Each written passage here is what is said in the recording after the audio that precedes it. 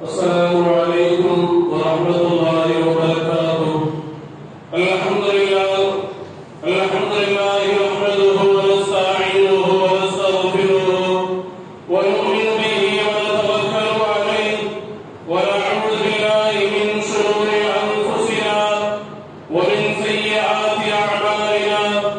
من يهده الله فلا مضل له ومن يضلله فلا هادي له.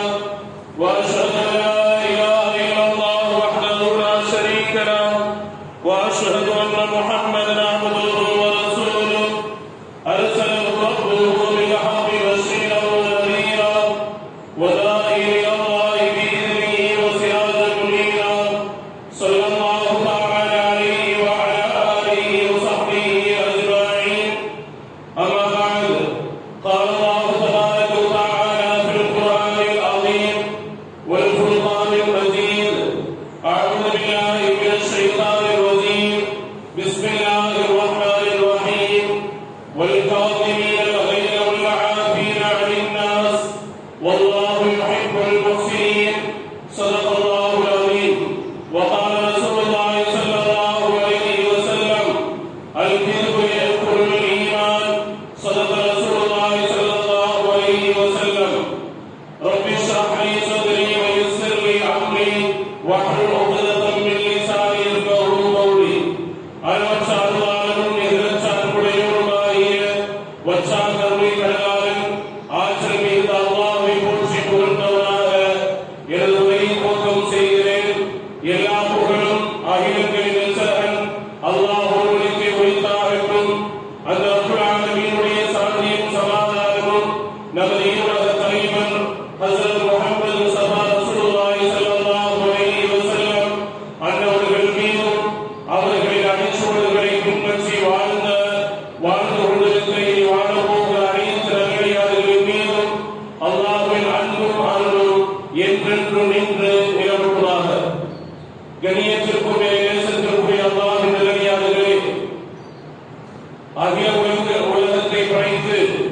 ஆட்சி செய்யக்கூடிய ரப்புல் ஆலமீன் நம் மீது 100 மடங்கு தாயை விட அளவு கடந்த அன்பு கொண்டவர்.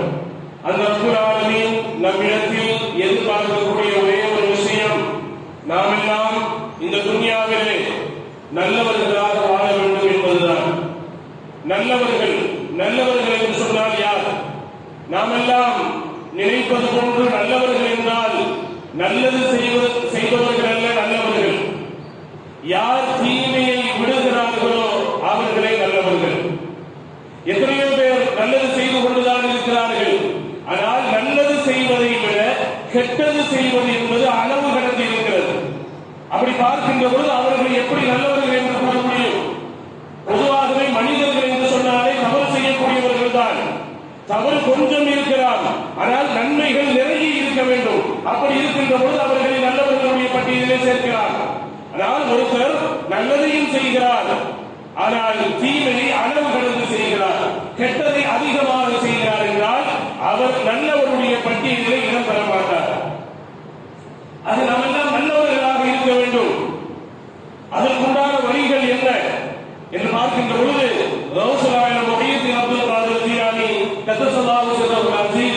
அவர்கள் எழுதிய நூலிலே நல்லவர்களுடைய அடையாளம் ஒரு 10 என்று எழுதுகிறார்கள். யார் அந்த 10 விஷயத்தில் பேணுதலாக இருக்கிறார்களோ அவர்களே நல்லவர்கள். அதுதான் இன்றைய ஜும்மாவின் தலைப்பாக இருக்கிறது. நல்லவர்களுடைய அடையாளம் 10. ரசூலுல்லாஹி அவர்களுடைய நூலிலே பதிவு செய்கிறார்கள். நல்லவர்கள் என்றால் யார் என்று தெரியுமா? முதலாவது தன்மையாக நல்லவர்கள் என்பவர்கள் அவர்கள் சத்தியம் செய்ய மாட்டார்கள். அவசியமாகவே இருந்தாலும் கூட சத்தியம் செய்யக்கூடாது. ஒரு இக்கட்டான ஒரு சூழ்நிலை வருகின்ற பொழுது சத்தியம் செய்கிறார். ஏதாவது முடியாத பட்சத்தில் வேண்டாம் வெறுப்பில் சத்தியம் செய்கிறார். சத்தியம் செய்வது என்பது நல்லவர்களுடைய பண்பல்ல.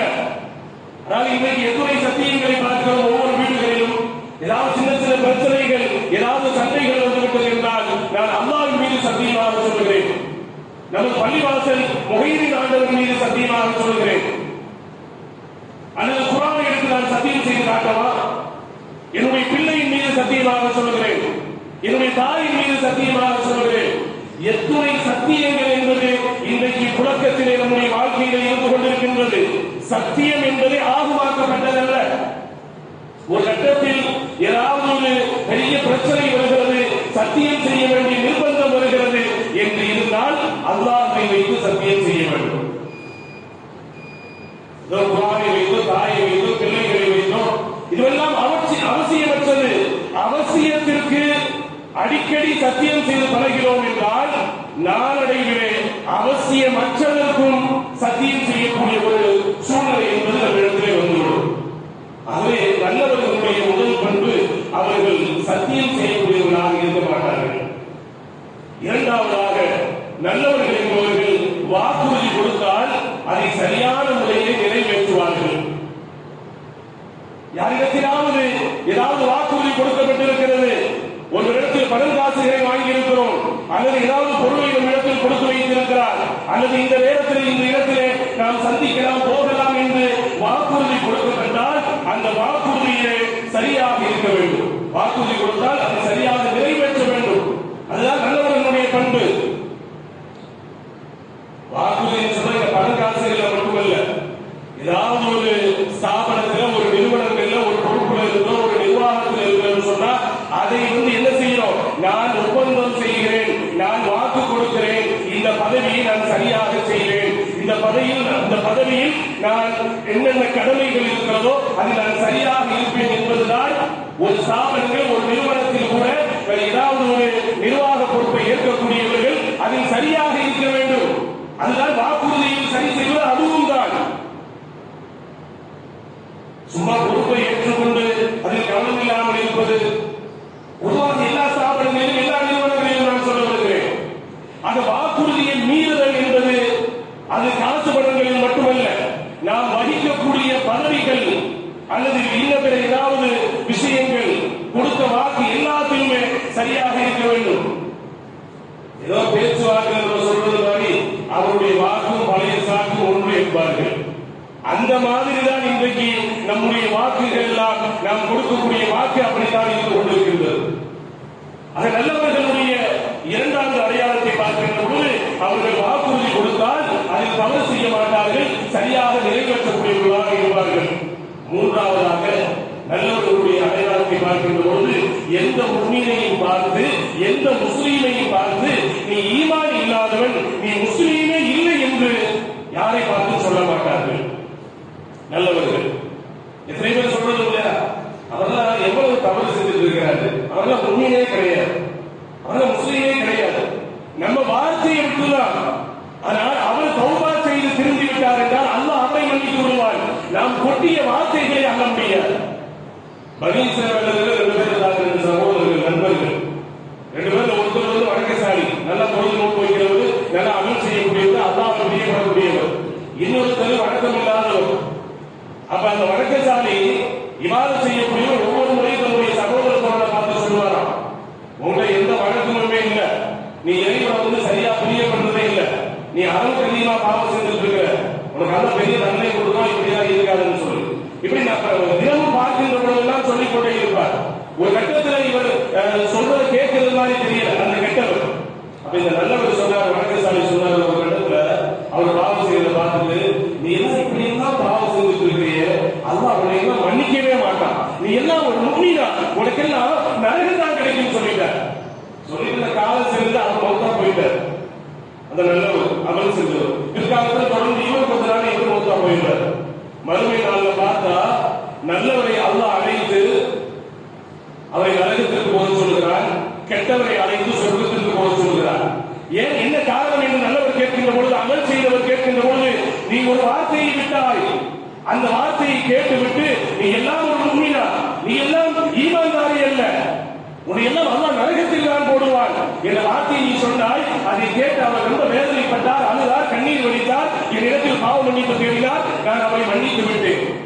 அவர் சொல்றதுக்கு போற நீ வார்த்தையை விட்டு வார்த்தை எங்கு போயிடும், நீ நரகத்துக்கு போ, நல்லவர்களை பார்த்து அந்த நல்ல மனிதரை பார்த்து சொல்லிவிட்டார் என்று பார்க்கின்ற பொழுது வாக்குறுதி நல்லவர்கள் நாம் சரியாக இருக்க வேண்டும்.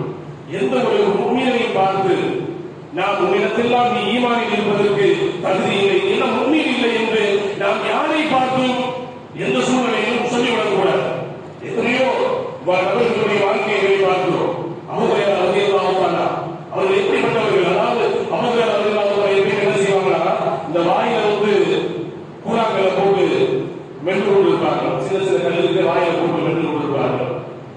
என்னங்க இப்படி இருக்கு சொல்லுவார்களா? நான் யாரையாவது பார்த்து ஏதாவது பேசிடுவனும், ஏதாவது சொல்லிடுவனும், என்னோட அடிப்படையில் தான் இப்படி செய்கிறேன் என்று அபூ ஹுரைரா ரலியல்லாஹு தஆலா போன்ற பெரும் பெரும் சஹாபாக்கள் சொல்கிறார்கள் என்றால், இன்றைக்கு ஏதோ அற்பமான அமல்களை செய்து கொண்டு பிறகு யாரையாவது பார்த்து அவர்கள் பாவம் செய்கிறார்கள் என்ற அடிப்படையில் நீங்கள் எல்லாம் உண்மையே இல்லை, உங்களுக்கு நரகம் தான் கிடைக்கிறது என்று சொல்வதற்கு யாருக்கு இந்த அனுமதி இருக்கிறது?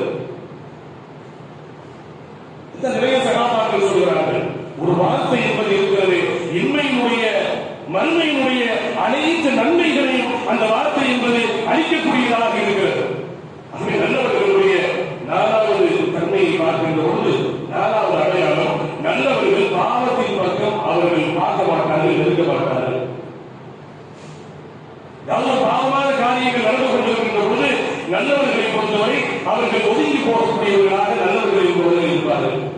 ஆரம்பத்தில் சொன்ன மாதிரி பொதுவாக மனிதர்கள் என்று சொன்னாலே தவறு செய்யக்கூடியவர்கள் தான். ஆனால் அந்த தவறு என்று ஒன்று இருக்கிறது. தனி மனித தவறு, சமுதாயம் சார்ந்த தவறுகள் என்று இருக்கிறது. ஒரு தனி மனிதனிடத்தில் பல தவறுகள், பாவங்கள் இருக்கிறார், அது அவன் சார்ந்தது, அதை அல்லாஹ் நாடினால் மன்னிக்க கூடும், அது அவனுக்கும் அல்லாஹ்வுக்கும் உட்பட்டது, அதை கூட நாம் பெரிதுபடுத்த முடியாது. ஆனால் சமுதாயம் சார்ந்த தவறுகள் இருக்கிறது. ஒரு மனிதன் ஒரு ஹராமான ஒரு செயலை செய்கிறான், அல்லது ஏதாவது ஒரு 100 பேருக்கு முன்னாடி வைத்து ஒரு தேவையில்லாத ஒரு செயலை, ஒரு பாவத்தை செய்கின்ற பொழுது அது சமுதாயம் சார்ந்த தவறாக கருதப்படுகிறது. அதிலே ஒட்டுமொத்த சமுதாயம் பாதிக்கப்படுகிறது. இந்த மார்க்கத்திற்கு கெட்ட பெயர்கள் ஏற்படுகிறது. அது தனி மனித தவறுக்கும் சமுதாயம் சார்ந்த தவறுக்கும் நிறைய வேறுபாடுகள் இருக்கிறது. நல்லவர்கள் என்ன செய்வார்கள் என்றால், பாவம் நடக்கின்ற இடத்தை பார்த்தால் அவர்கள் நடந்து கொண்டு போய் விடுவார்கள், அதன் பக்கம் நெருங்க மாட்டார்கள். இது நல்லவர்களுடைய 4வது அடையாளமாக இருக்கிறது. நல்லவர்களுடைய 5வது அடையாளம் என்று பார்க்கின்ற பொழுது, தன்னுடைய எந்த தேவைக்காக வேண்டியும் எதற்காக வேண்டியும் யாரிடத்தில் போய் கைகட்டி இருக்க மாட்டார்கள், கையேற்ற மாட்டார்கள். நல்லவர்கள் அல்லாஹ்வை தவிர வேறு யாரிடத்திலும் நல்லவர்கள் கையேந்துவதில்லை. அப்படி யார் பிறரிடத்தில் கையேந்தி பழகிவிட்டார்களோ மௌத்தாகும் வரை அவர்கள் கையேந்தி கொண்டேதான் இருக்க வேண்டும். அப்படிப்பட்ட ஒரு நிலைமையை அல்லாஹ் ஏற்படுத்தி விடுவார். எத்தனை இடங்களில் பார்க்கப்படுகிறது, கையேந்தி அந்த பழக்கத்தை அவங்களால் விட முடியும். பிறரிடத்தில் கையேந்தக்கூடிய ஒரு நிலைப்பாடுகளில் தான் இருக்கிறார்கள். அல்லாஹ்வை தவிர யாரிடத்திலும் கையேந்தக்கூடிய ஒரு நிலைப்பாடுகள் என்பது இருக்கக்கூடாது. நீங்க நினைக்கலாம், என்ன கேட்கிறது, அல்லாஹ்வை தவிர யாரையும் கையேந்த கூடாதுன்னு சொல்றீங்க. எத்தனை உஸ்தாதுமார்களை கையேந்தித்தான் வர்றாங்க. எத்தனை பள்ளிவாசல், எத்தனை மதரசாக்களை பார்த்தோம், உஸ்தாதுமார்களை கையேந்திட்டு வர்றாங்க. அந்த சூழ்நிலைக்கு வைத்தது யார்? அந்தந்த மஹல்லா வாசிகள். அந்தந்த மஹல்லா உஸ்தாதுமார்களை கண்ணியப்படுத்தி, உஸ்தாதுமார்கள் என்பவர்கள் யார்? ஹஜரத்மார்கள் என்பவர்கள் யார்? அல்லாஹ்வினுடைய கல்வியை படித்தவர்கள், ரசூலுல்லாஹ்வுடைய அந்த பொன்முடியை கற்றவர்கள், அதை அறிந்தவர்கள், குர்ஆனை கற்று அதற்கு அர்த்தம் படித்து அதை அர்த்தம் சொல்லக்கூடியவர்கள் உஸ்தாதுமார்கள். அவர்கள் எந்த இடத்தில் இருக்கிறார்கள்? அவர்களை எப்படி வைக்க வேண்டுமோ அப்படி வைக்க வேண்டும். ஒவ்வொரு மஹல்லாக்களிலும் உஸ்தாதுமார்களை உயர்த்தி கண்ணியமாக வைக்க வேண்டும். ஏன் அவர்கள் கையெழுத போகிறார்கள்?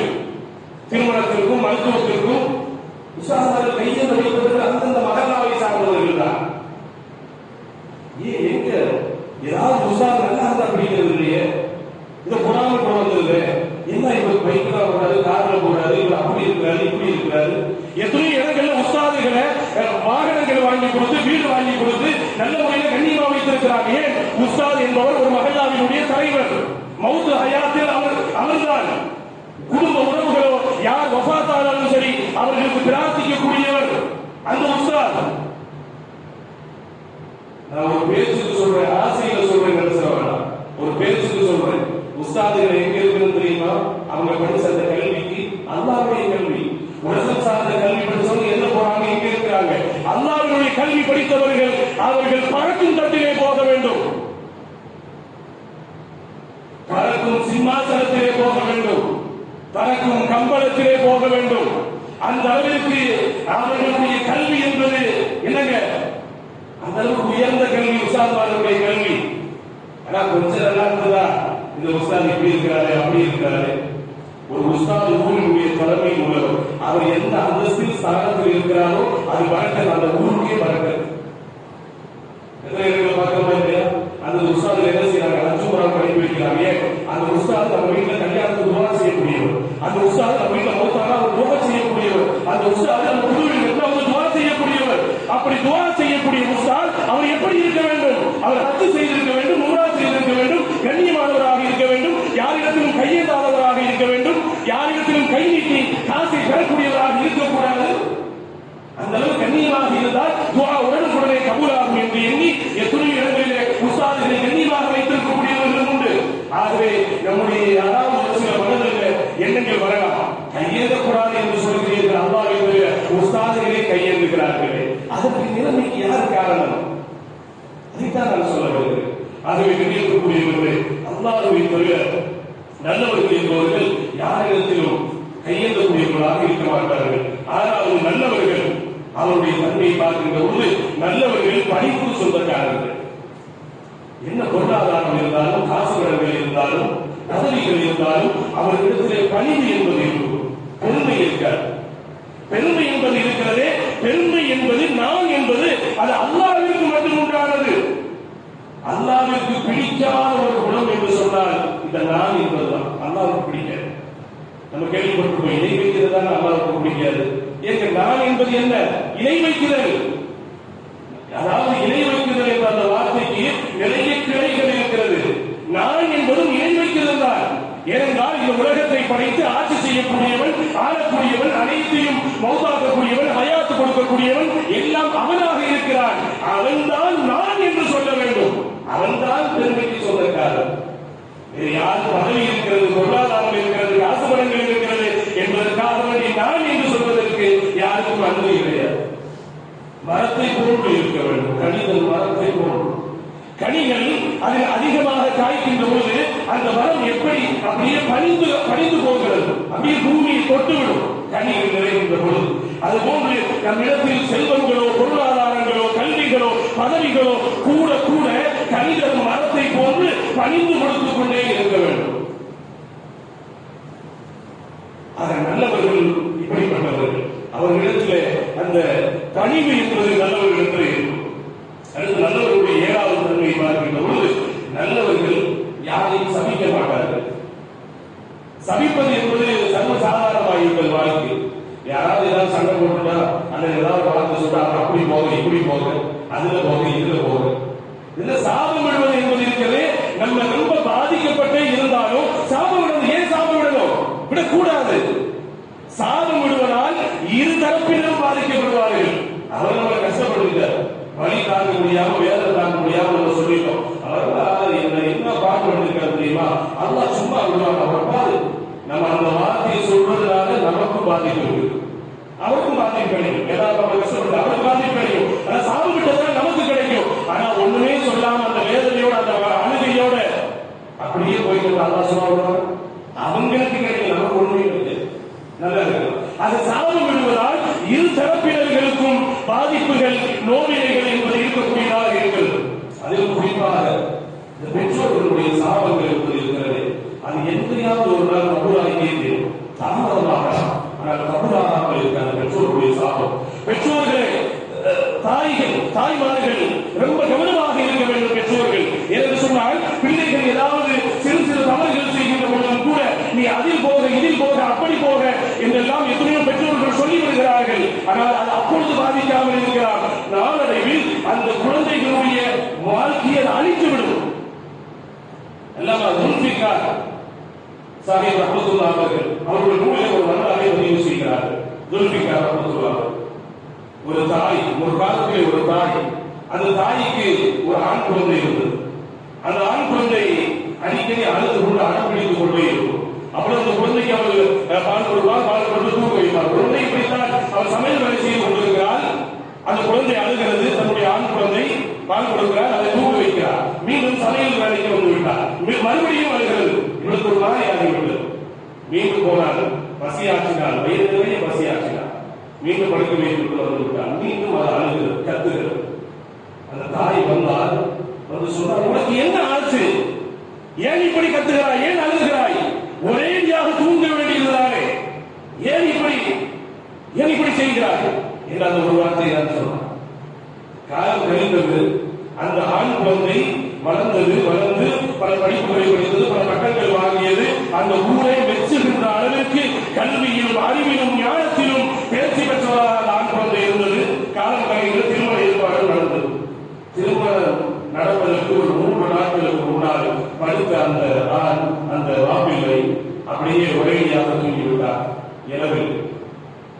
இதை பார்த்த அந்த தாய்க்கு அந்த வேதத்தை தாங்க முடியாமல் அழுது பைத்தியமாகிவிட்டார். அதான் என்ன செய்வார் என்று தெரியுமா? பொதுவாகவே ஒரு கருத்து இருக்கிறது, காயை அறுத்து பிரயோஜனம் இல்லை, அது பழமாகின்ற பொழுது அடுத்தால் தான் அது பிரயோஜனத்தை தரும். அப்பொழுது முடிந்து விட்டது. இப்பொழுது என்ன இருக்கிறது? அது பழுத்து வாழ்க்கையை தோன்றுவதற்கு தயாராகிவிட்டது. அவள் பைத்தியமாகிவிட்டால் மகனை நினைத்து காலங்கள் கழிகின்றது. ஒரு நாள் அந்த பைத்தியக்கார தாய்க்கு ஒரு கனவு கொண்டு வருகிறது. கனவிலே அந்த சிறுவராயத்திலே தன்னுடைய கைக்குழந்தை மகனை ஒரேடியாக தூங்க வேண்டியதுதானே, ஏன் இப்படி செய்து கொண்டிருக்கிறாய் என்று அவள் சொன்ன வார்த்தை, அந்த நடந்த நிகழ்வு அவளுக்கு கனவாக வருகிறது. பைத்தியம் தெரிந்து எழுகிறார் தூக்கத்தில் இருந்து. அந்த நேரத்தில் அந்த காலத்தில் அங்கு இருந்த ஒரு இளைஞரிடத்தில் போய் இப்படி நடந்து வந்தது என்று சொல்கின்ற பொழுது, நீ உன்னுடைய மகனை இப்படி சொன்னாயே, அதுதான் அந்த சாபம் தான் இன்றைக்கு வைத்திருக்கிறது. அந்த இளைஞர் அந்த தாய் என்று சொல்கிறார் என்றால், சாபம் விடுவது என்பது இருக்கிறது, அது பெரிய பாவங்களை பெற்று தந்துவிடும். பெற்றோர்களுடைய சாபம் அது நிச்சயமாக அது பழிக்கக்கூடியதாக இருக்கிறது. பெற்றோர்கள் நல்ல வார்த்தையை சொல்லுகிற பிள்ளைகள் இந்த கோபத்தில், அந்த பதட்டத்தில், அந்த அவசரத்தில் ஏதாவது வார்த்தை விடுகின்ற பொழுது அவர்களுடைய வாழ்க்கையை கெட்டு போய்விடக்கூடியதாக இருக்கிறது. ஆகவே நல்லவர்கள் என்பவர்கள் அவர்கள் யாரையும் சாபப்படக்கூடியவர்களாக இருக்க மாட்டார்கள். அடுத்து 8வதாக நல்லவர்களுடைய தன்மையை பார்க்கின்ற பொழுது, நல்லவர்கள் எந்த நிலையிலுமே எந்த சூழ்நிலையிலுமே நல்லவர்கள் பொய் சொல்ல மாட்டார்கள். அது உறுதியாக இருப்பார்கள். பொய் என்பது சொன்னாங்க, பொய் என்பது இருக்கிறது, ஈமானை அழித்துவிடும், ஈமானை தின்றுவிடும். பொய் சர்வசாதாரணமாக நம்முடைய வாழ்க்கையிலே புழக்கத்திலே நாம் வைத்திருக்கிறோம். ஒருத்தர் வந்தார், வந்தார்கள். வந்துவிட்டு யார சொல்லலாம், அவர் ஈமான் இல்லை, நான் ஈமானை ஏற்றுக்கொள்கிறேன் என்று சொல்றார்.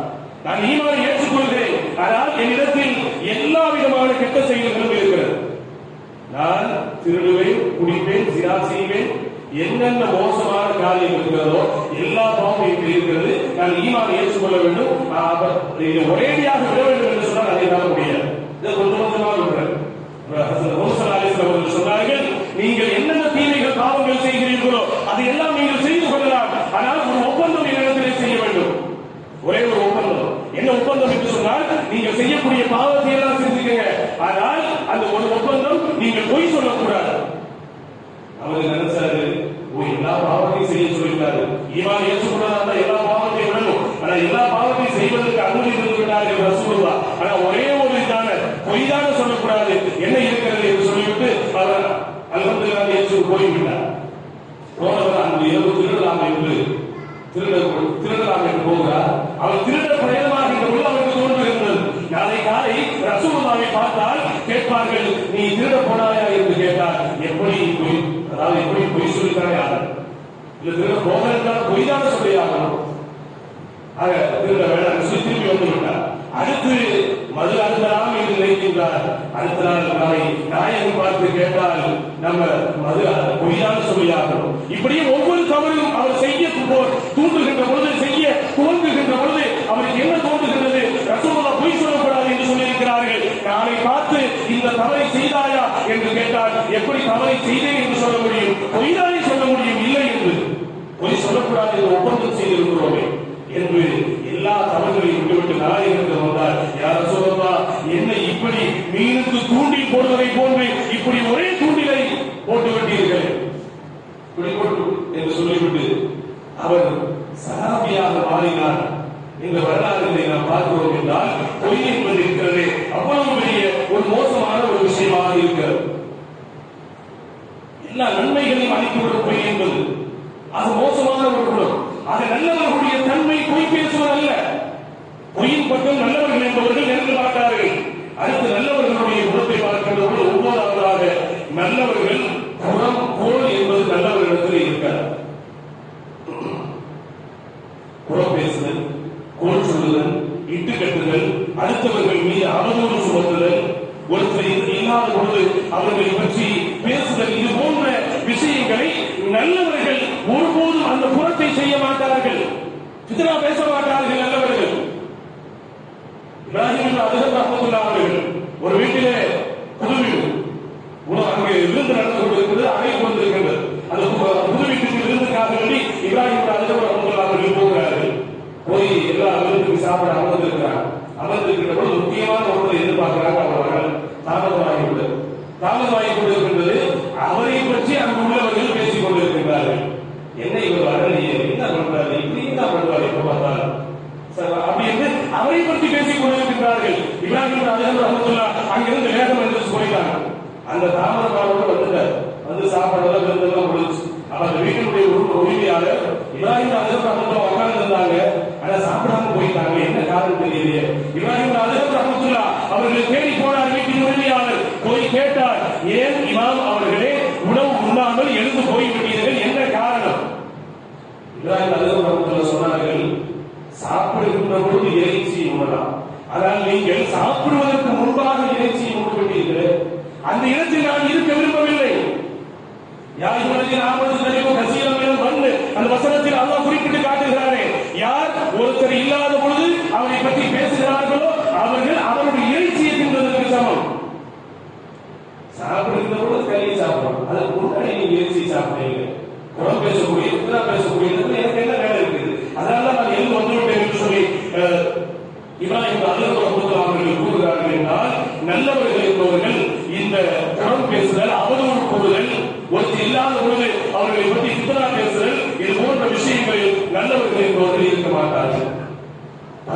நல்லவர்களுடைய 10 தன்மைகளிலே கடைசி தன்மையாக, கடைசி அடையாளமாக நல்லவர்கள் என்பவர்கள் யாரையும் பழி வாங்கக்கூடியவர்களாக இருக்க மாட்டார்கள். நல்லவர்கள் என்பவர்கள் இதெல்லாம் யாராவது ஏதாவது ஒன்று செஞ்சுட்டா அவர்கள் சந்தர்ப்பம் பார்த்து காத்துக் கொண்டிருக்கிறார்கள். அவர்களுக்கு பதிலுக்கு பதில் கொடுக்க வேண்டும், ஏதாவது செய்ய வேண்டும் என்று சந்தர்ப்ப சூழ்நிலையை பார்த்துக் கொண்டிருக்கின்றார்கள். இது நல்லவர்களுடைய தன்மை அல்ல. அவருடைய வாழ்க்கையிலே அவருடைய அடிமை பெண் ஒரு பெண் அசல்வதில் ஒரு 10 பேர் வந்திருக்கிறார்கள் விருந்தாளிகள். அப்படி 10 பேர் விருந்தாளிகள் வந்திருக்கின்ற பொழுது அந்த அடிமை பெண்ணிடத்திலே உணவு சமைக்க சொல்கிறார்கள். அந்த உணவு சமைத்து எடுத்து வந்த அசல்வதில் அவருடைய அடிமை பெண் என்ன செய்கிறார், அந்த உணவை, அந்த சூடாக இருக்கிறது கொதிக்கக்கூடிய உணவை அப்படியே கொட்டி தவறி விழுந்து விடுகின்றது. அந்த விருந்தாளிகள் எல்லாம் மேல் வந்து பட்டு விடுகிறது. அப்பொழுது அசல்வதில் அவர் கடுமையாக கோபம் வந்துவிட்டது. அப்பொழுது வந்த விருந்தாளிகள் எல்லாம் அசல்வதில் அவர்களை பார்க்கிறார்கள், அந்த அடிமை பெண்ணையும் பார்க்கிறார்கள். யார் அவங்க? அசல்வதில் பேரராட்சி, அந்த பரம்பரையாட்சி என்ன கையாளுவார்கள், இந்த நேரத்தில் என்ன செய்வார்கள் என்பதை வந்த 10 பேரும் ஈமான் அல்லாதவர்கள் பார்த்துக் கொண்டிருக்கிறார்கள், கவனித்துக் கொண்டிருக்கின்றார்கள். அந்த நேரத்தில் அசல்வதில் அவர் கோபம் வந்து இந்த அடிமை பெண்ணை கோபமாக பார்த்தார்கள். அடிமை பெண் அதை அறிந்து கொண்டு குர்ஆனில் இருக்கின்ற ஒரு வசனத்தை, வல் காதிமீனல் கைல வல் ஆஃபீன அனின் நாஸ், நல்லவர்கள் என்பவர்கள் இருக்கிறார்களே அவர்கள் கோபம் வந்தால் அதை அடக்கிக் கொள்வார்கள், மன்னித்து விடுவார்கள், பழிக்கு பழி வாங்க மாட்டார்கள் என்ற வசனத்தை வல் காதிமீனல் கைல வல் ஆஃபீன அனின் நாஸ், அந்த வசனத்தை கேட்ட உடனே ஹஸன் அவர்களுக்கு சிரிப்பு. இப்படி ஒரு வசனத்தை ஓதி இப்படி சொல்றார். உடனே என்ன செஞ்சாங்க, ஹஸன் அந்த அடிமை பெண்ணை உரிமை விட்டு விட்டார்கள், சுதந்திரமாக்கி விட்டார்கள். வந்த 10 பேர் பார்த்தாங்க ஈமான் அல்லாதவர்கள். இந்த நிகழ்வை பார்த்து அந்த 10 பேர் ஈமானை ஏற்றுக்கொண்டு விட்டார்கள் ஹஸன் ரலியல்லாஹு அவர்கள் மூலமாக. அப்படி என்றால் நல்லவர்களின் பொழுது இப்படித்தான் அவர்களிடத்திலே பழிவாங்கக்கூடிய அந்த தன்மை என்பது இருக்காது. என்ன நோவினை, எந்த தீங்கு யாராவது கொடுத்தாலும் அவர்களை மன்னித்து விடக்கூடியவர்களாக நல்லவர்கள் என்பவர்கள் இருப்பார்கள். அபூதர் ரலியல்லாஹு அவர்களுடைய வாழ்க்கையில் கூட இது போன்ற ஒரு சம்பவம் இருக்கிறது. அபூதர் ரலியல்லாஹு அவருடைய ஒரு அடிமை பெண், அந்த பணிப்பெண் என்ன செய்கிறார், ஒரு நாள் அபூதர் ரலியல்லாஹு அவங்கள மனுஷனா இல்ல வேற எதுவுமா? பெரிய சகாபி அபூதர், நீங்க மனிதரா இல்ல வேற எதுவும்? நீங்க என்ன சின்ன என்று கேட்கிறார்கள். அபூதர் ஏன் இப்படி கேட்கிறார்கள்? இது அபூதர் ரலியல்லாஹு அன்ஹு அந்த பணிப்பெண்ணிடத்தில் கேட்கிற பொழுது, இதுவரை 40 நாட்கள் தொடர்ந்து உங்களுடைய உணவிலே நான் விஷம் வைத்திருக்கிறேன். விஷம் என்றால் சாதாரணமான விஷம் அல்ல, அது நாக்கில் பட்டுவிட்டால் உடனே உயிர் போய்விடும். அந்த அளவிற்கு கடுமையான விஷத்தை உங்களுக்கு இதுவரை நான் உணவில் வைத்து கொடுக்கிறேன். எத்தனை நாள் கேட்டாங்க அபூதர்? 40 நாள். 40 நாள் உணவை விஷம் வச்சு கொடுத்துட்டு இருக்கிறேன், மௌத்தாகாமல் இருக்கிறீங்க, நீங்க மனிதனா இல்ல வேற சின்ன வேற எதுவுமா என்று கேட்கிற பொழுது அபூதர் ரலியல்லாஹு அன்ஹு அவர்கள் சொன்னார்களா, ஹஸரத் முஹம்மது ஸல்லல்லாஹு அலைஹி வஸல்லம் கற்றுக் கொடுத்திருக்கிறாங்க, சாப்பிடுகின்ற பொழுது நான் பிஸ்மில்லாஹ் சொல்லுவேன், அதோடு சேர்த்து அஊது பிகலிமாத்தில்லாஹி தாமாத்துலிஹா மின் ஷர்ரி மா கலக் பிஸ்மில்லாஹில் லதீ லா யதுர்ரு மஅ இஸ்மிஹி ஷைஉன் ஃபில் அர்தி வலா ஃபிஸ் ஸமாஇ வ ஹுவ ஸமீஉல் அலீம்.